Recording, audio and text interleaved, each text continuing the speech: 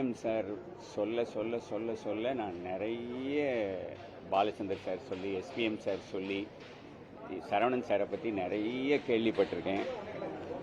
ரொம்ப ரொம்ப ஒரு நம்ப முடியாத விஷயம் என்னென்னா, 1958 மாமியார் மெச்சிய மருமகள் படத்தில் அவர் இங்கே ஏவிஎம்மில் பொறுப்பெடுத்துக்கிறாராம் அவங்க அப்பா கொடுத்து.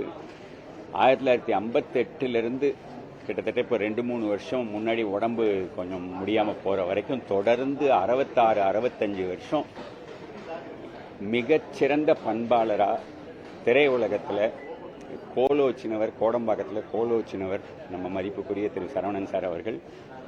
அதாவது சிறந்த பண்பாளர், பண்புனா என்னங்கிறதுக்கு ஒரு உதாரணம் அவர்.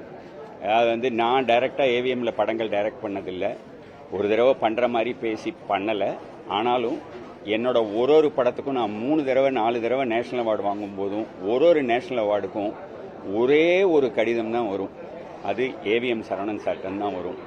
அவ்வளவு தூரத்துக்கு இண்டஸ்ட்ரியில் நேரடியாக தொடர்பு இருக்கோ இல்லையோ அவங்கள பாராட்டுறதும் உற்சாகப்படுத்துறதும். பல தடவை என்னுடைய படங்களை பார்த்துட்டு அவர் டிவியில் பார்த்துட்டுலாம் எனக்கு ஃபோன் பண்ணியிருக்காரு. அதாவது நான் அதை மாதிரி அவர் பண்ண வேண்டிய அவசியமே இல்லை. அந்த அளவுக்கு ஒரு மிகச்சிறந்த பண்பாளர். ரொம்ப நெருக்கமாக சமீபத்தில் ஒரு 6 மாதம் முன்னாடி எஸ்பிஎம் சாருக்காக ஒரு திடீர் குட்டி பாராட்டு விழா நான் இங்கே ஏவிஎம் ஸ்டூடியோலேயே மியூசியமில் பண்ணேன். அப்போ அந்த உடம்பு முடியாததோட 6 மாதம் முன்னாடி எஸ்பிஎம் சாருங்கிற அந்த அன்புக்காக ஓடி அவர் வீடு மேலே கீழே ஃபங்க்ஷன் நடக்குது, அவ்வளோ முடியாததோட பேசினார். அதாவது மறக்க முடியாத ஒரு மாமனிதர், ஒரு பண்பாளர்.